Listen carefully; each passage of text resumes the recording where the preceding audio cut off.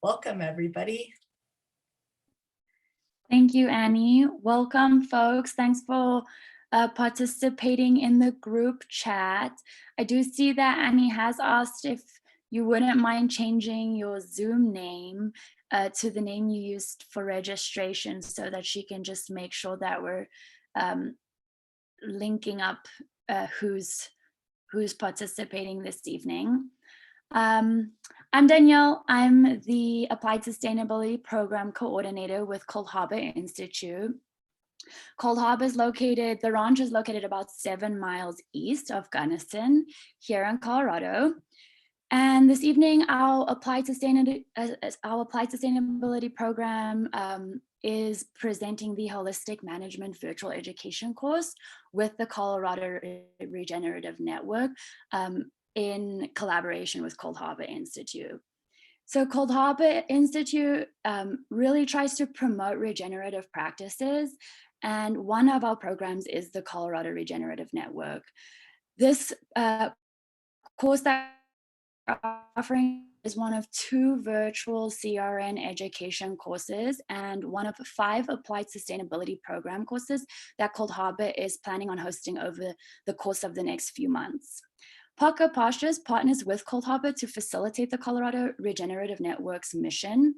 And it is the mission of the Colorado Regenerative Network to expand regenerative practices into statewide practice and consciousness through collaboratively and synergistically focused work in the Colorado region. Kelly and Parker, would you mind moving over to the next slide?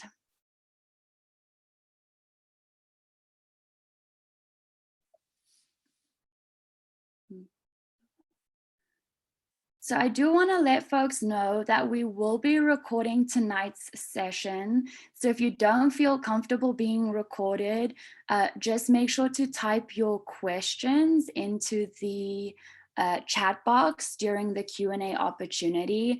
That way your face won't pop up on our screen. Lastly, if after today you would like to learn more about regenerative land management, the Parkers will be diving deeper in their next CRN webinar on applying holistic land management and creating holistic context. And that will be on the 24th of February. They'll be discussing the planning process, which will focus on financial grazing and land planning, as well as ecological monitoring. Like I said, if you are interested, you are able to register on Cold Harbor Institute's website. And if you find that you are interested in the work that Cold Harbor is doing, you're also welcome to sign up for our newsletters, where we provide information on many different avenues that Cold Harbor is approaching. I will give the Parkers 1 minute to pull up the slide and then give them some time to introduce themselves. All right, sorry. Yeah, we had it all set up and now it kicked us right off. So let's try this again. In the meantime, I do have a poll that has popped up on your screen for all you who are joining in our meeting. And if you would click how you found out about this, we would love to know, and that'll help us reach out to you in the future. So thanks to you all who are filling out our poll. Okay. And I think we're ready.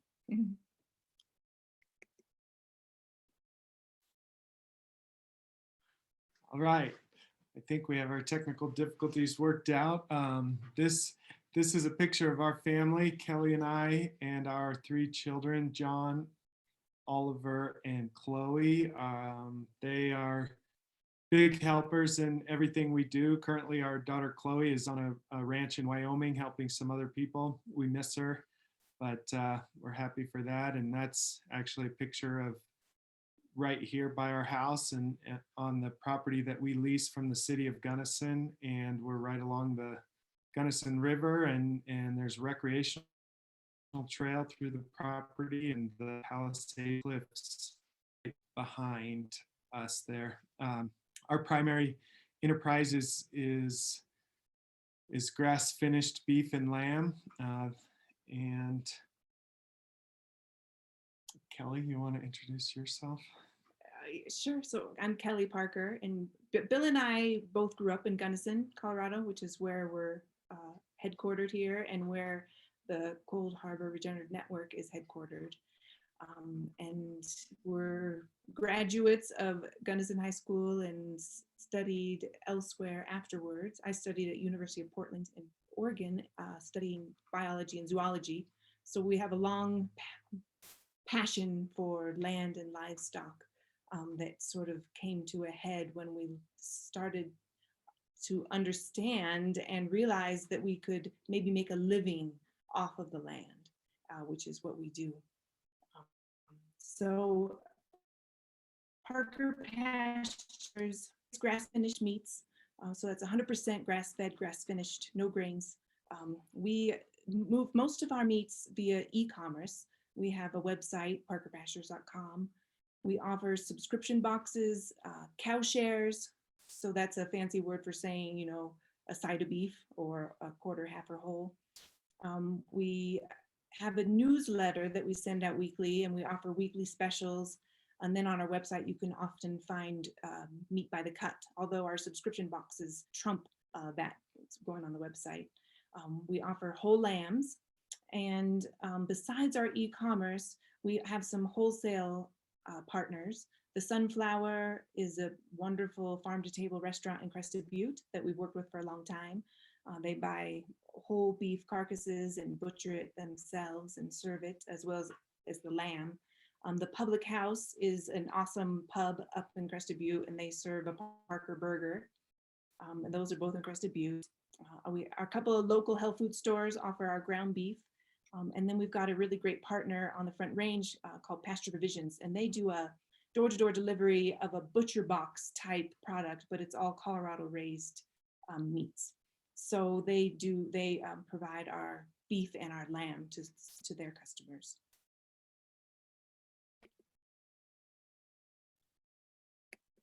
Oh, see, I can't go back. That's okay. That's okay. Oh, there- So the other part of Parker Pastures, so, you know, we're raising the grass finished meats, but the real heart of it is the land management. We couldn't be raising the meats to the quality and purity that we do without the land piece.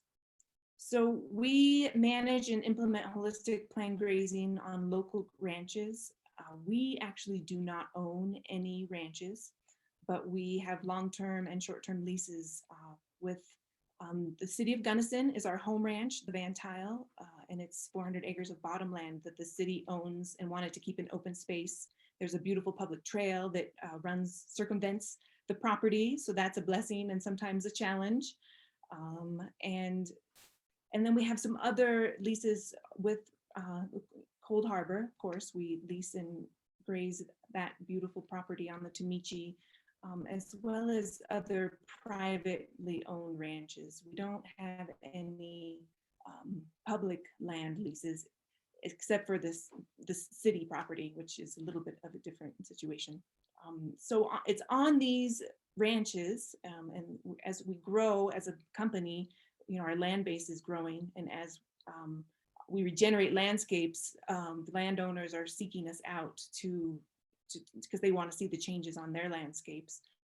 But it's on these landscapes that we're raising meats. In the past, we've had different certifications. We've been certified organic, we've been GAP certified, and those we could continue, but we decided to let those go. They weren't really serving us. They were just adding cost. And because we have a direct to consumer relationship, you know, our customers know us and trust us, we didn't think that those were necessary. But recently we have become Audubon certified, which is we're super excited about. We're really proud to be part of that program, and to be able to claim with certainty that we're raising bird-friendly beef and lamb.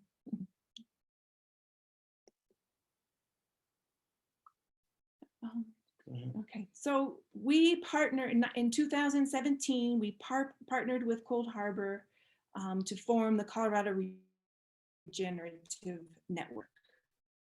It is a Savory Hub. So the Savory Institute is, Alan Savory is the founder of Holistic Management, and their goal is to have hubs around the world that are promoting holistic management within the context in that region. So we became a hub in 2017, and were able to join the first hub gathering, which was in Kenya. And we're able to bring our whole family there, and had just an incredible experience of gathering with hub leaders from around the world. Like Daniela said at the beginning, our goal as Colorado Regenerative Network is to regenerate people, the landscape, economies through teaching and sharing about holistic management.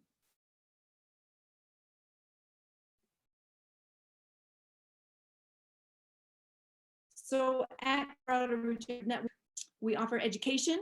So there's online courses that you can access through our website that are actually now offered by the Savory Institute. Yeah, so anyway, there's very formal, incredibly created content on the online courses. Workshops such as this one. The past few years, we've done a 3-day grazing workshop, holistic management plan grazing workshop, and this year decided that wasn't really a prudent thing to do. We offer, we'll talk about it at the end a little bit, but Bill and I offer coaching services, and we offer through Cold Harbor, we offer ecological monitoring services to kind of get a baseline for what your land is doing and be able to see how it moves forward to help inform your management decisions. Land to Market is a program that links ecologically conscious producers like us with the regenerative supply chain. So it's, kind of connecting us with the markets, the growing markets for regenerative meats. And then through Cold Harbor Regenerative Network and the Savory Institute, you can become an accredited professional. So there's a certification that is offered. And then of course, we just some advocacy and sharing of others' information from around the world.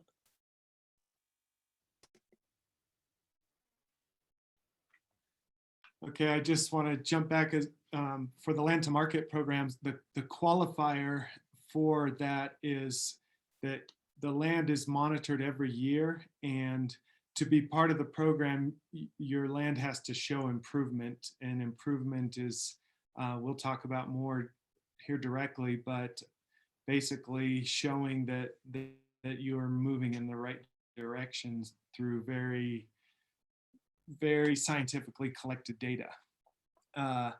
So anyway, I'd like to start with a quote that about ultimately I can't actually see it. The only wealth that can sustain any community, economy, or nation is derived from the photosynthetic process growing on regenerating soil. We actually saw Alan Savory speak just recently, and he made clear again that there is absolutely no business that is sustainable without agriculture being sustainable. And I do want to pick on the word sustainable because in many of our landscapes on the earth, we're in a very degraded state, and so we need to regenerate them. We need to make them better, improve where we are. The other thing that I wanted to say is that the United States agriculture is the most destructive entity in the world. Alan said that again. And what I mean by that is we export more eroding topsoil than we actually produce any product. We also are toxifying our landscapes through our agriculture. So I actually just started a new book, and it starts with that. And so that's a very daunting thing, but the exciting thing is that holistic management is an answer for this, because holistic management is looking for the triple bottom line. We want to be improving our economy, our ecology, and our community. Oh, why does it keep doing that? There we go. Oh. Okay, so Kelly did mention that, this is a worldwide movement. This is an old slide. I know there's more hubs around the world now, and it is amazing the things that are happening globally. And, any sort of context on the earth using holistic management, great improvements are happening. Okay, so land is a solar panel. Plants that grow on that panel will dictate efficiency, but the bottom line is, okay, and diversity creates stability, and the seeds of the plants that are adapted to our environments are in the soil. It's creating the right environment for those seeds to germinate. And, this land being the solar panel, and plants are the vehicle for capturing that energy and turning it into a stable carbon, right? That is nature's model for carbon sequestration. I'm having a hard time understanding how Elon Musk and so forth are wanting to give money for the best idea for sequestering carbon when, the answer is already here. It's through plants. And us as managers have the greatest influence on the ability for those plants to sequester more carbon. So basically, plants are the answer to climate change. Also, we have we're very misconceived about the potential of our landscapes. If you look at these two pictures, and if you are completely surrounded by the before picture, you would never even believe that the after picture is possible. I think everywhere in the world, we are so far from the production capability and diversity and stability and carbon sequestration ability of the land. And, we've been doubling and tripling the production on places we've been leasing. And honestly, I feel like we have so much further to go. I don't know if there is a barrier where you will stop improving the land through your management. But same thing, this is a picture from Mexico that it's just amazing, the things that are happening. And if you think about this, if you are managing a large landscape or with all your neighbors and community, and if you're changing it from the before side to the after side, not only is there huge production changes, but we change the climate, because the hydrological cycle actually has a greater impact on climate than the carbon cycle on a short-term basis. And so if you think about the number of plants on the after picture there that are evapotranspirating, they're respirating, that means they're releasing some of that water into the atmosphere, which those molecules are primed with the bacteria in them to create more rain clouds. So the guy of this picture, I'm gonna mess up his name, Alejandro Carrillo, he claims that he's changing, he's getting more rain than his neighbors, because those plants right there are releasing so much water that they're creating more rain showers. So, we're in a drought in Colorado, and I really believe we are a big part of the responsibility of the drought, and that we have the knowledge to lessen the impacts of, there's still going to be droughts, but we can lessen the impacts of it through our management.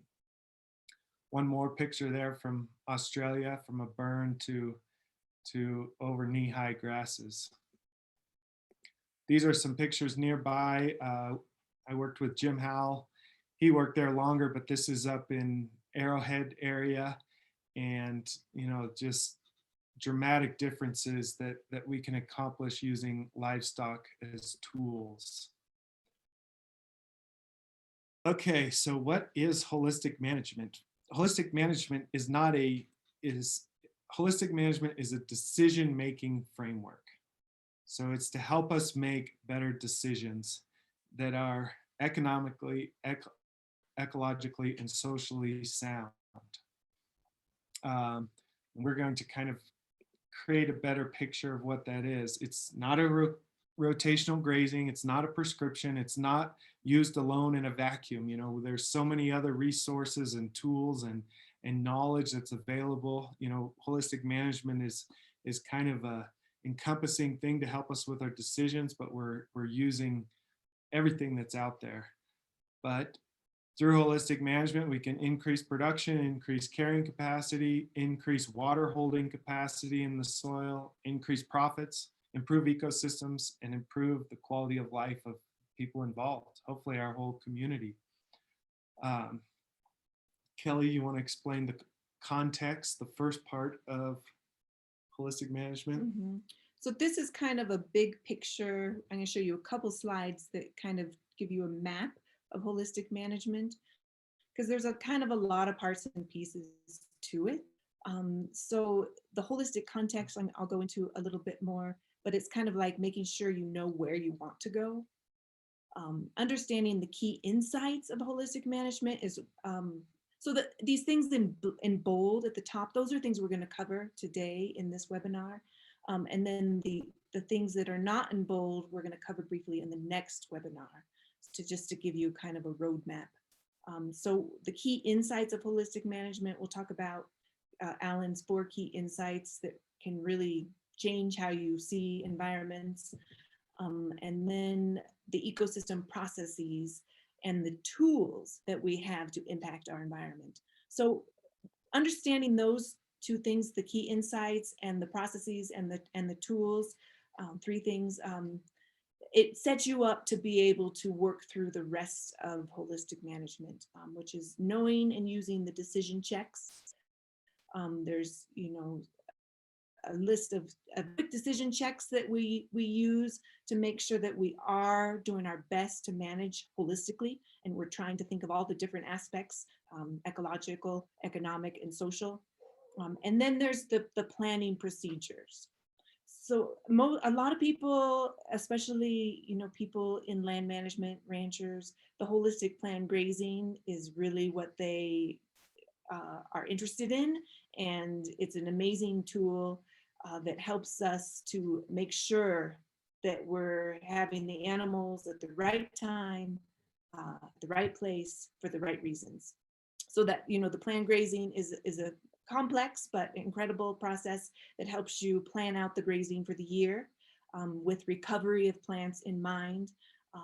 But it allows you to fit in so many things. You know, there's a wedding, my sister's going to get married down at the river, so we're going to make sure we're not going to graze there during that time. It just helps you look at all the different that might be a challenge in your grazing. The holistic financial planning, you know, sort of speaks for itself. It's a specific type of planning procedure that's just trying to look at the whole and trying to help us plan our profit. Land planning is more of a big picture infrastructure planning process, which begins with a brainstorming session and a blank map, and then is something that ties into your financial planning as you over time create the ranch with the infrastructure of your dreams, water, fencing, barns, homes, you know, any of those parts and pieces, roads. And then the last isn't really a planning procedure, but it's a process that we use annually, and it's the ecological monitoring. So that's making sure that you're looking at the land, looking at the soil surface, looking at the plants on an annual or semi-annual basis, to make sure that things are moving in the direction that we want them to move. Humans, we're so apt to just assume that we're right. And Alan Savory reminds us again and again that when we're managing the complexities of ecological systems, we should always assume we are wrong, and we should be looking for the early warning signs that let us know. So the ecological monitoring helps us to detect those early warning signs. And so there's a whole range of monitoring. There's a whole range of monitoring systems that are used by lots of different entities. But the actual, there's very simple stuff that a rancher can do for use himself. And then there's the EOV, which is Savory's ecological outcome verification that allows ranchers to get into the land to market program. So whole range of things there. And then this is the framework in a nutshell. And it looks very complicated. Just the whole under management, decision makers, your holistic goal, your context. We're going to talk about the ecosystem processes and the tools. There's the testing questions I talked about, the management guidelines, the planning procedures, and then the feedback loop, which is what I'm going to focus on right now. And that's just this idea that we plan and we try to plan for success. We monitor and watch how the plan is moving. We control, and then we replan because we're assuming we're wrong. We're looking for the early warning signs.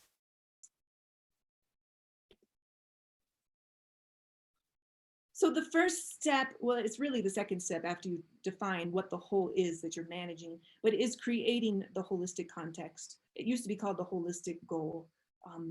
But this is basically just sitting down with the team, whether it's the family, the corporate team, the ranch team, it can be a whole variety of wholes that you're managing, but you sit down with the team and you think about and explore your deepest values. What do you want your life, your business, and your community to be like? And you capture those eventually in a beautiful, well-written, fantastic paragraph, but it's what you're going to be using to guide your decisions. So anytime we get stuck, with a decision, we aren't sure where to go, this is something that we always go back to. So what is it that we really want? And by having this as our guiding light, it's going to be more likely that we're going to be making decisions that are going to benefit the whole. So, and it's a work in progress, for sure. And as teams and corporations and families evolve, this is something that changes. We revisit it once a year, but this is there's lots of more pieces, but this is sort of the vision piece of our holistic context for Parker Pastures. Our deepest values is to create abundance and health for all. And I'll just read it to you. Parker Pastures promotes and practices holistic management for the ecological, economical, social, and spiritual good of the world. We produce top quality, organic, healthy, and delicious grass-fed meats in a way that regenerates nature and communities. We are stewards of the earth and encourage nature to thrive. We are leaders in the regeneration of land and communities.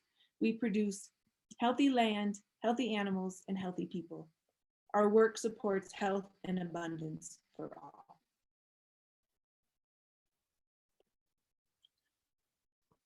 Does anyone have any questions about the context there before we dive into the ecological insights?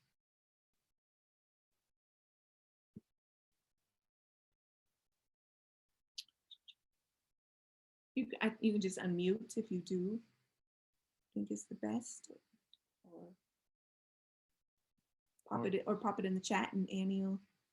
Or we'll also try to save some time for questions at the end. So I guess we'll dive right in here to these 4 key ecological insights: predator-prey connection, holism, timing is everything, and the brittleness scale. So we'll go through those.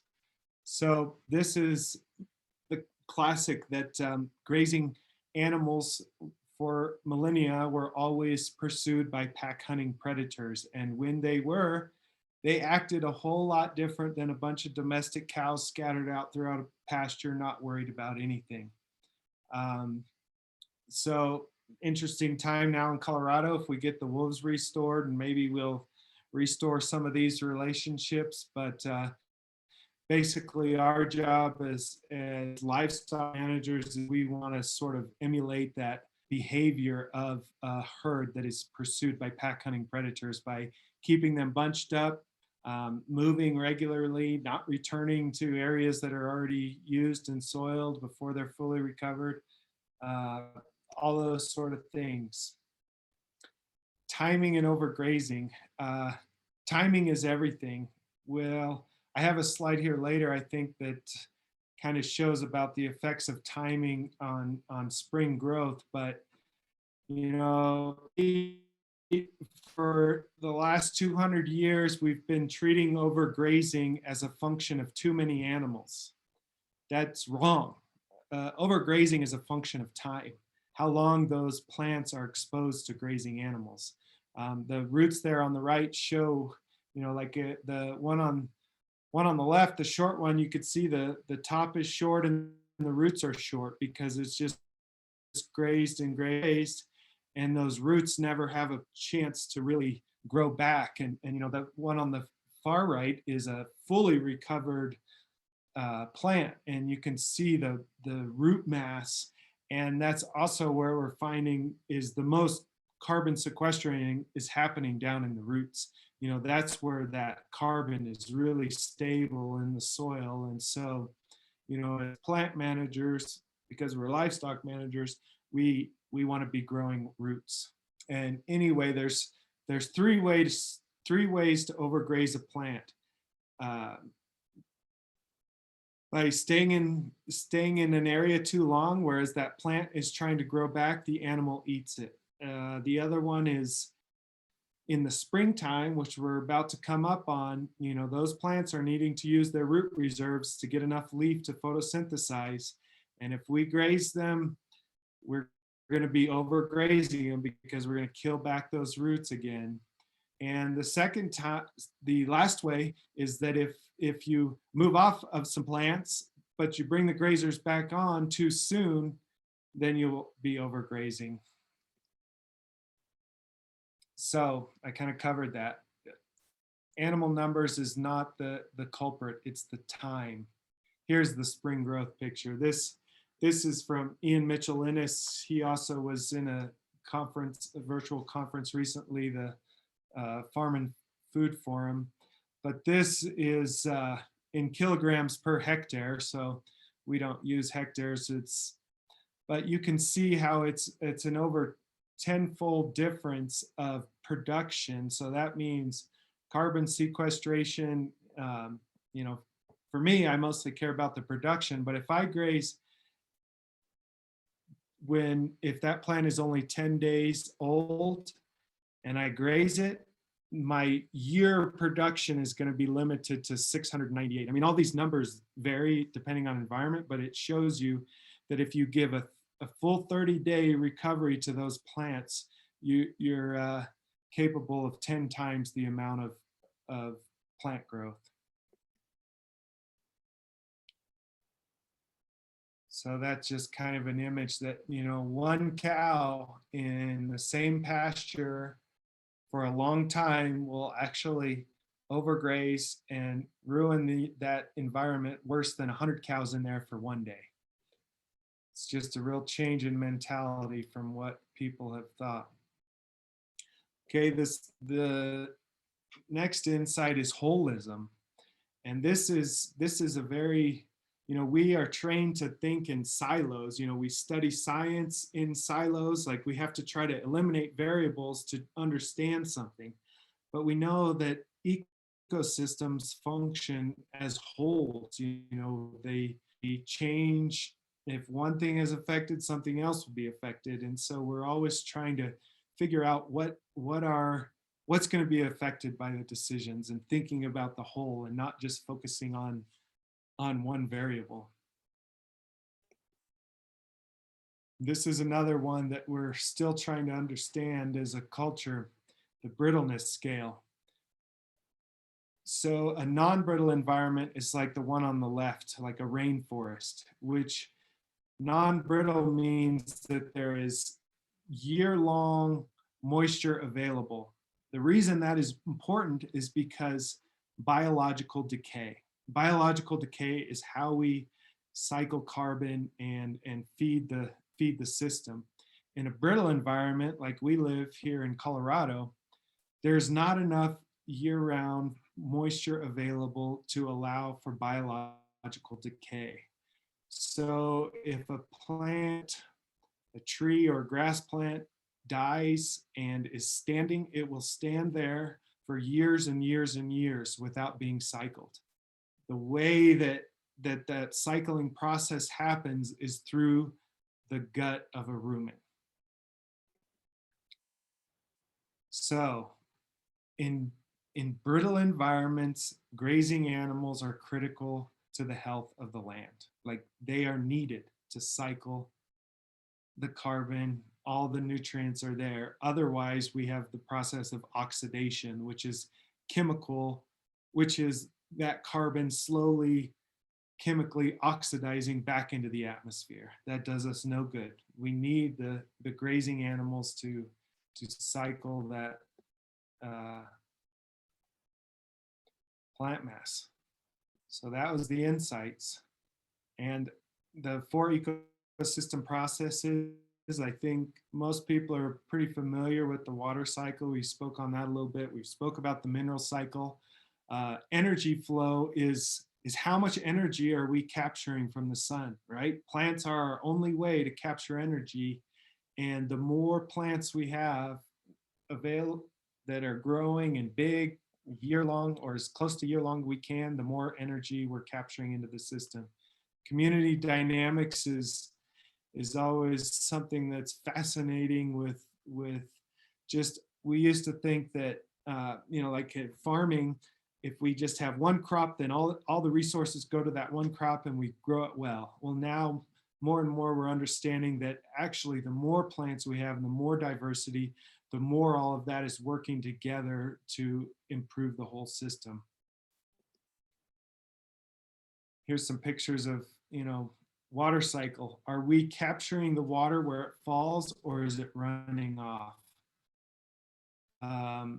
Agriculture is one of the most detrimental things, and that's one of the biggest things because of our eroding soil, because we don't have our soil surfaces ready to capture the water that falls. It's running off.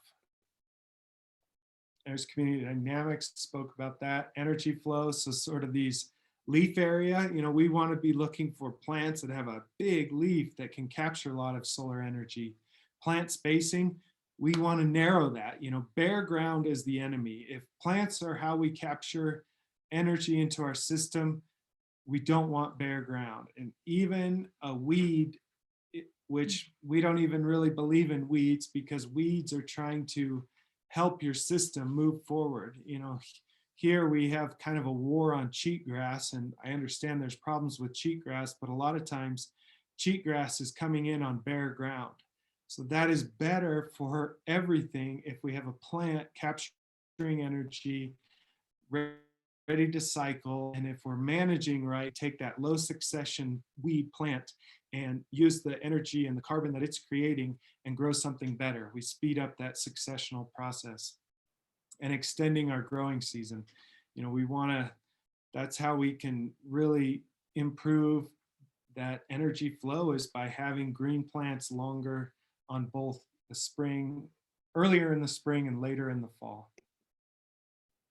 Mineral cycle, there's some dung beetles. We're always looking at manure at our place to see if it's being broken down and there's animals in there and things happening. So we don't, a common practice in livestock agriculture is thinking about the cow and trying to get the pests off of her, and then we're killing the microbiology in the soil. So we're trying to use genetics to get away from those problems, so we're not dependent on pharmaceuticals, so that we're giving a chance to all living organisms that are important. Okay, what are the tools available? First and foremost, it's us. Alan Savory just kept saying that over and over again, that our management is the key.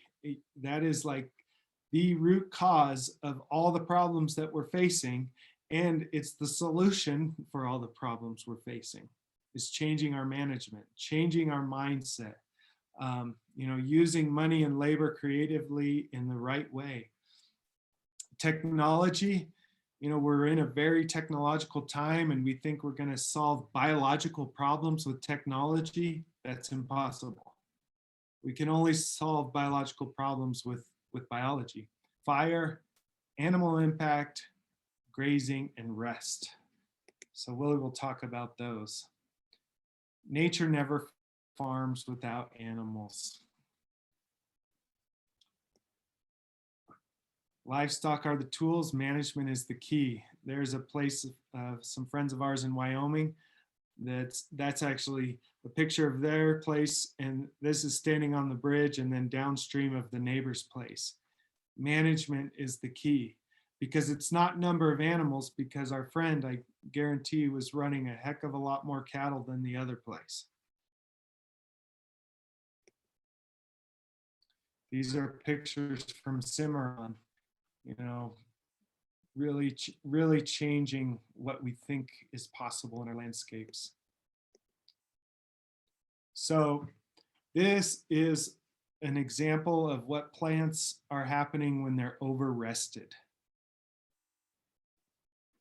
It's accumulating dead material, and that's preventing the new growth. And, you know, there is, like my boys, they like to hunt, and some of the places we go hunt, there's just acres and acres and miles of over-rested plants. You can see the gray, that's that oxidation process of that carbon slowly leaking back into the atmosphere instead of being cycled in. Oh yeah, I talk too much. But you know, this is using the animals to get up there and break that dead material down, get it onto the soil surface so we can stimulate new growth. That's what a healthy plant should look like, not gray and oxidizing and pulling out of the ground easily. So this, don't farm or ranch naked. This is the single biggest thing that, you know, we want to be managing to cover our soil surface. Ideally, we're covering it with green growing plants, but if not, we want to be laying litter on the soil surface, and that's the key. And so that litter can start to decay.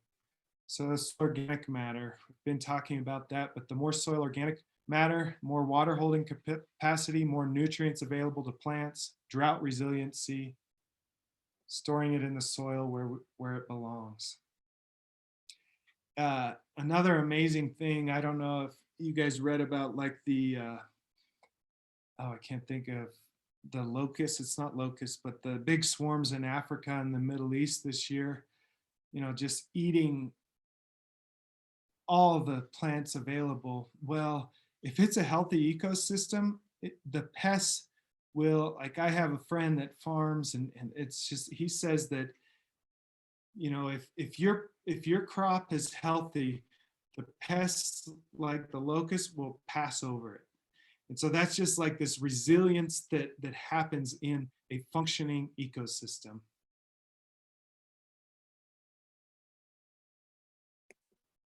That's kind of the dream soil, good aggregate structure. You know, we wanted that aggregate structure comes from the glomalin. You know, the plants are always sharing things with the microorganisms and they're excreting, and it's like a amazing cottage cheese.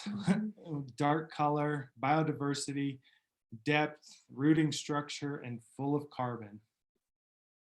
So this is for every 1% an increase of soil organic matter, we hold up to 25,000 gallons of water per acre. That's the drought resiliency I'm talking about. A lot of the soils in, like, if you think of our corn belt, you know, they were 12, 15% organic matter, and they've been farmed back down to 1 or 2% organic matter. Now, if we can reverse that, we'll be, you know, the reservoirs are truly in the soil. That's just kind of a review. This is how we think about, you know, we want to have the health of all of this. We want to have healthy grass, healthy grazers, healthy soil. And we can't just focus on one aspect or the other.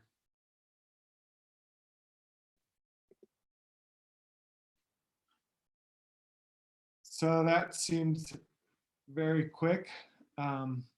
But does anyone have any questions now? Like drinking out of a fire hose. Thank you. If anybody has any questions, you're welcome to type it into the chat and I'm happy to facilitate that. Otherwise, you're also welcome to unmute and ask your question.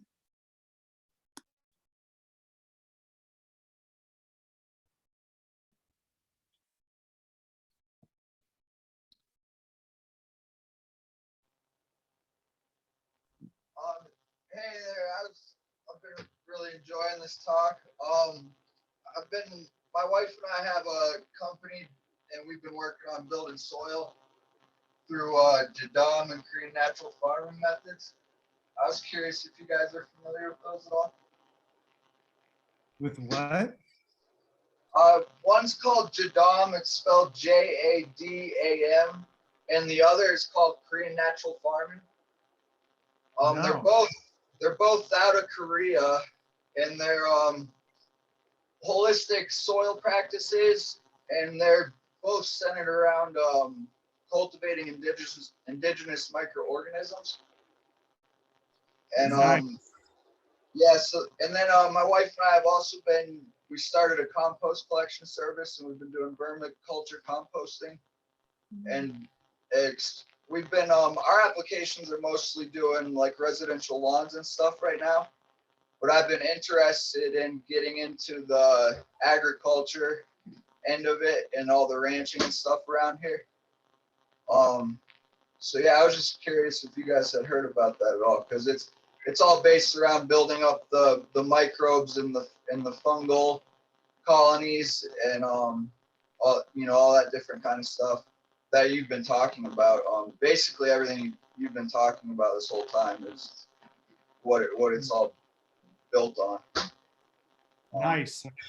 I'm so glad you spoke up, and we need to talk more because, last year we did do some experimenting with some compost tea of basically, microbiology and spraying it out on the pastures, and we kind of got started a little late, but I'm sure one thing I noticed is that it did extend my green season because of that extra biological activity in the soil. And the other thing is I've been thinking of doing vermiculture as well. So that would be awesome because I have a lot of work for worms. Okay, yeah, no, I'd love to connect and talk more about it, because yeah, I've had the same experience with like customers' lawns and stuff being greener way longer in the season and such. And that's a big principle of it. You get all these different collections of indigenous microbes at different times of the years and during different conditions, and then you're making these you're building them up all together and introducing them into the soil. So then they're all there for, drought tolerance or frost tolerance, all that different kind of stuff. Awesome. But yeah, just through implementing it, we've been probably doing it for 4 years now. But yeah, I've noticed great, results. And then through doing it, different methods of doing it. There's very easy ways to do it. That could be practical on a large scale and super low cost, that type of thing. And then you can also get more complicated with it and do, like you were saying, do like the aerated compost teas and that type of thing. But we've been finding through doing extracts versus compost teas where we're not aerating it, it can be shelf stable and used for longer, and the microbiology is able to be a little more stabilized. Wow. But yeah, anyway, we've been watching a lot of webinars in the past month about all this different kind of stuff and learning a lot about it. But yeah, I just wanted to speak out, and yeah, glad to connect with you guys. Likewise. Thank you. I see that a couple of questions have actually come in on the chat, and I'm sorry if I mispronounce any names, but Dana is asking how are other ranchers accepting this information? And I see that she asked another question. She's also curious as to how many cattle per acre can the land handle and how expensive is this? Great questions. The first one is amazingly challenging how if you know, you're challenging long held beliefs, the acceptance can be very slow. In fact, Alan Savory talked about this recently. Like, it's just fact of life. If you are against a paradigm, you know, it could take hundreds of years for like the general population to change their mind. But you know, I think the young people are very into it, and as more young people are able to manage land, you know, we're getting a bigger effect. And but it's amazing how challenging it's been to have like some local ranchers. I mean, it's, I would say, very slow, but things are changing a little bit. And what was the next question? It was a good one too, but I totally How many cattle per acre can the land handle, and how expensive is that? okay. Well, that just depends on the acres and you know, for how long.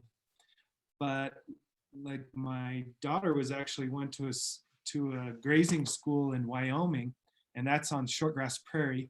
And they took like where all the neighbors think it takes 40 acres to sustain one cow for 1 year, and this lady has brought it down to 13. And like I say, it's that she's not stopping there. You know, likely she'll be be able to hold one cow on 7 acres year round. Like on our irrigated pastures, we're in high mountain, like we're covered in snow right in the moment. So we think seasonally close to 200 days, and we can hold a cow for 200 days roughly on 2 acres. So just different production capability, and trying to understand that. But generally speaking, currently there's 50% of the livestock that is being supported on the land where, you know, let's say 7,500 years ago, we could support twice as many. So we're in a downward trend, but we know how to reverse it the other way. And the cost is virtually, other than like, you know, what we were just discussing of trying to add more microbiology, and, you know, there's definitely things you can spend money on. But, you know, like compare moving cows every single day with using electric fence is kind of how we keep them close and bunched up. And then we're moving them every day. You know, we're seeing our cows, we have to build an electric fence, but we can see all the cows really quickly as we let them through, versus maybe some of our neighbors, they have their cattle scattered out all across a large area, and they can be riding horseback all day and still not see all their cattle. So, you know, the costs, I don't think, is very different. It depends on, you know, how you're trying to implement and your context. But I would say because we're increasing the production, our costs are going down. Thank you. Yes, good questions.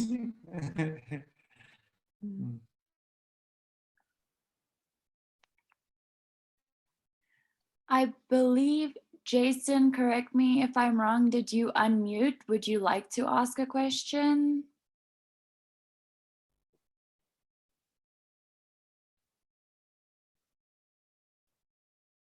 Oh, okay. I actually Oh. muted. Okay, just checking. There's a couple more questions in the chat. Meredith asks, can you speak to how do you get started grazing if you have bare soil? Great question. I mean, that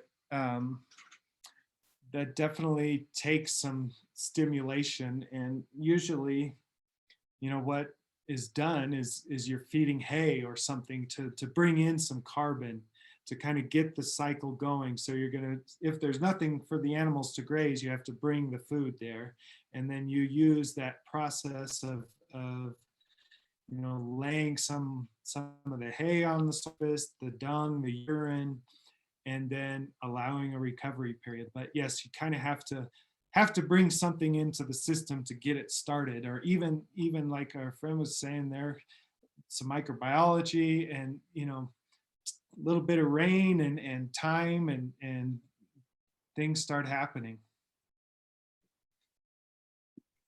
Thank you. Mary is asking, what is the smallest acreage that can support cattle in Colorado?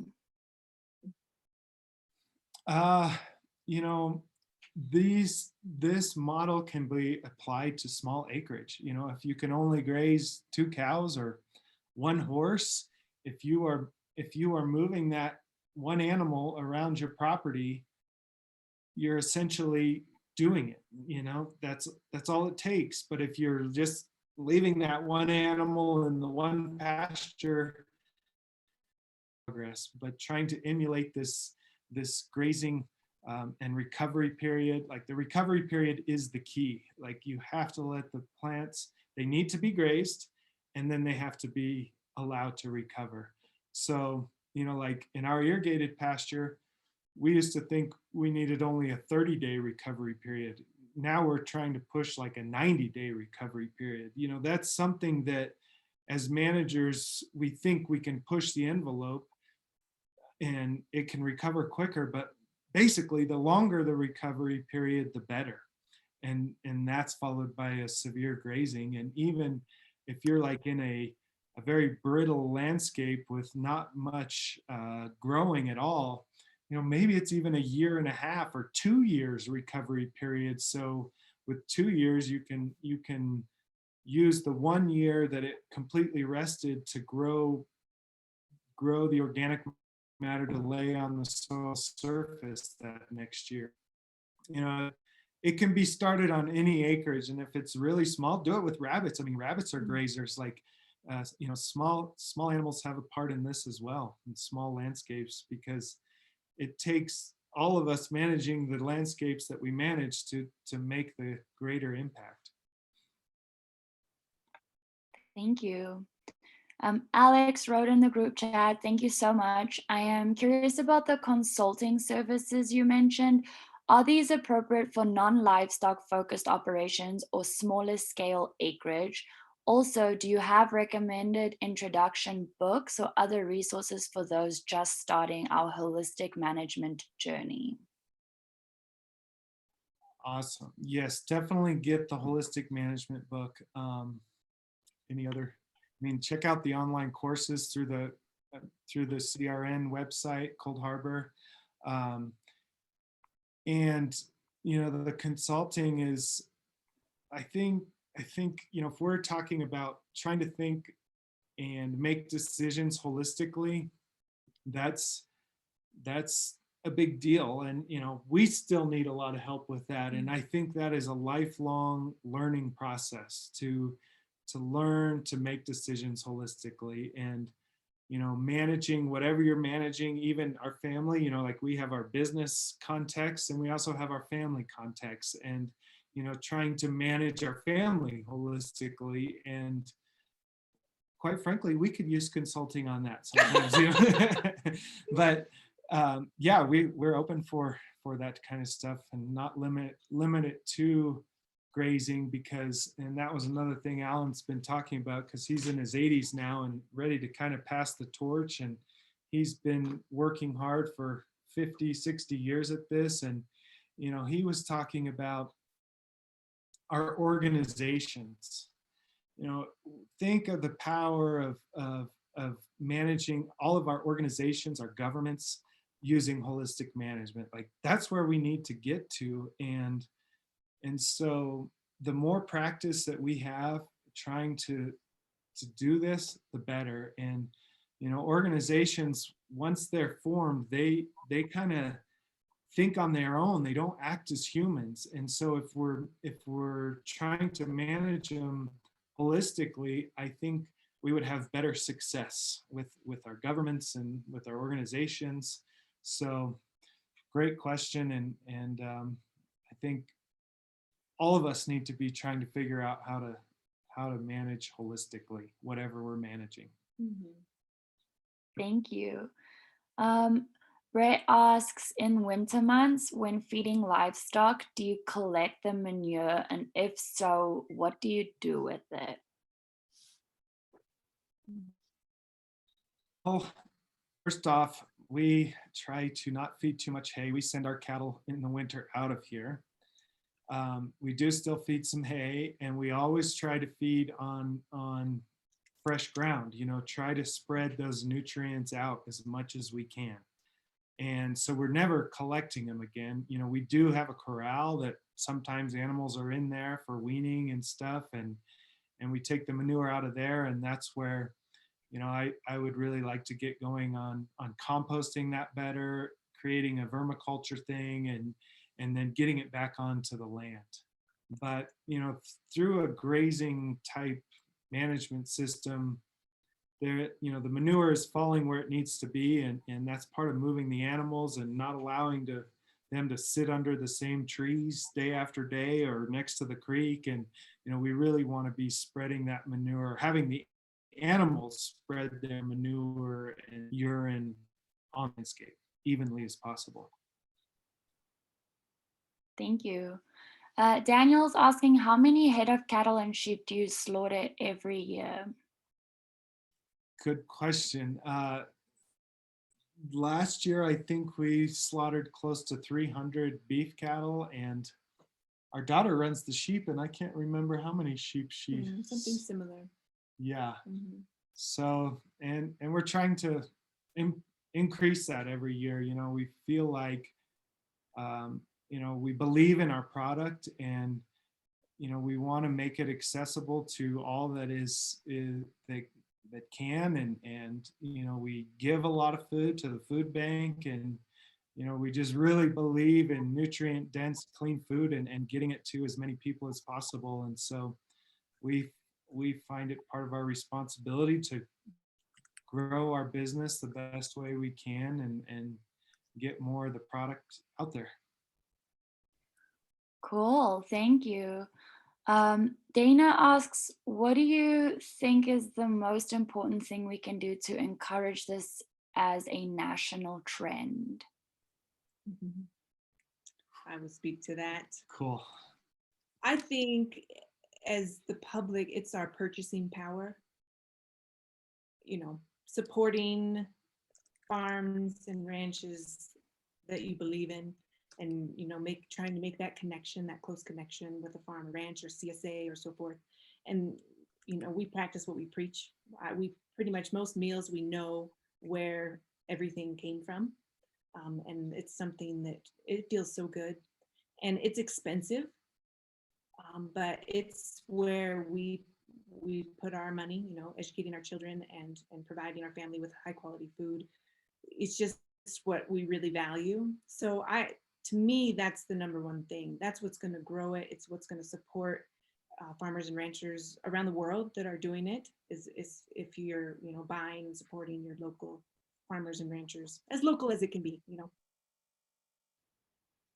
And, you know, so purchasing power, and also, you know, just each and every one of us trying to become better at thinking holistically, sharing that with your neighbors, trying to run the organizations that you're involved with holistically.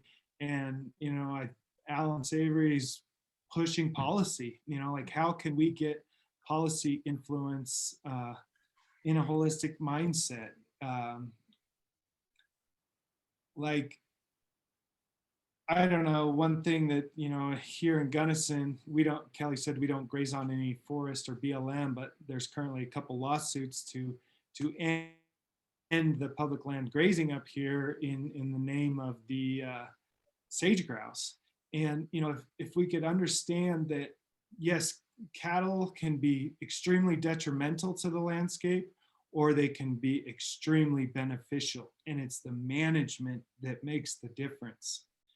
And if we can understand that and get that into more people's minds and hearts, you know, then the responsibility is on us, that we change our management, and that we're encouraging positive management to happen everywhere.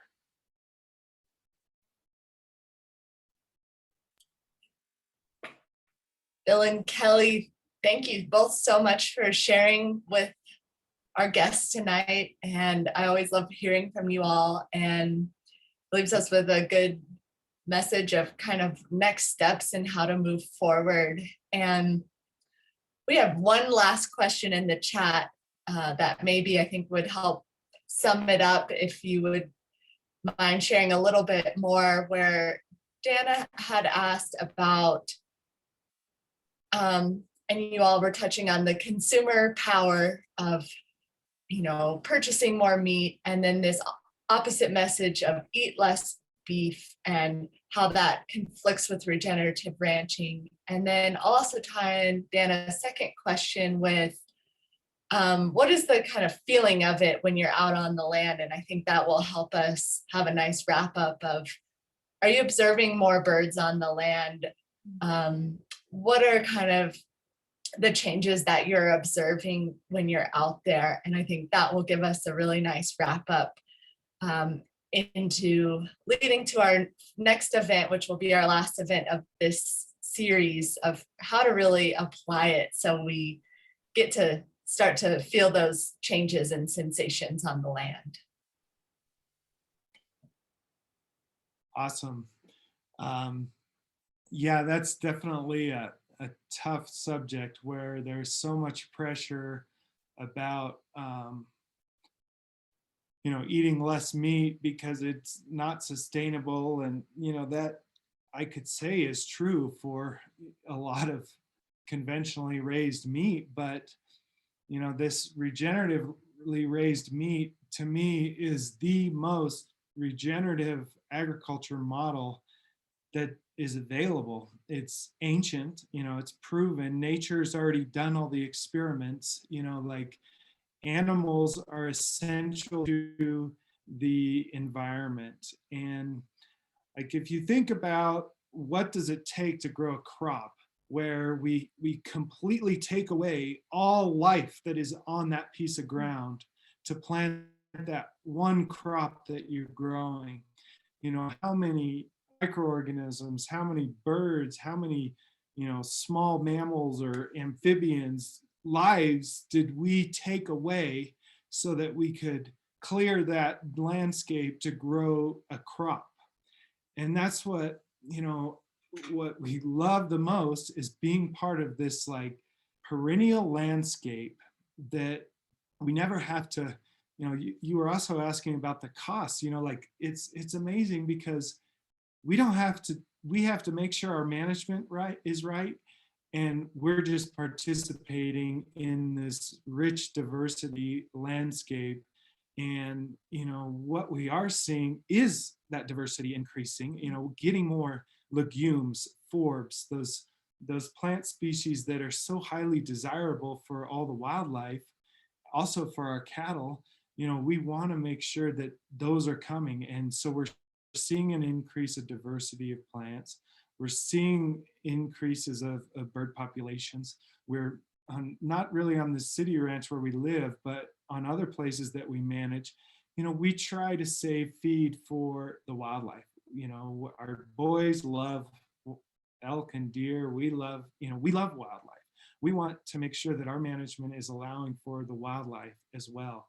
And so, one place we have a herd of elk that winter on it all winter, and that makes us happy, because that's like what gives us excitement is seeing the improvement of the land, knowing that we're increasing the production capability, knowing that we're storing more water, knowing that we're making more money from that same acre of land, and then that there's still space for all the wildlife. I think it's the most regenerative system on the planet.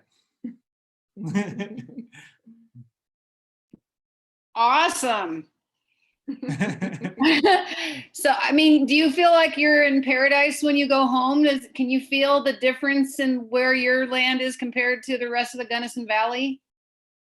Yeah, I mean, I don't want to be too stark. We definitely like to take fence line pictures if there's a neighboring fence line that doesn't look as good as ours, but I don't want to downplay other people that are working hard to do the best they know how. But yeah, there's a difference. And my favorite thing in the world is when I turn animals into a fresh pasture, and if I have the time to just sit there and watch them graze and hear the sound of them tearing off vegetation and getting fed and just enjoying that. And usually there's birds around with the cattle, and yeah, that's what makes me happy. And I keep spring. Yeah. Wonderful. That's just awesome. Thank you so much. Thank you.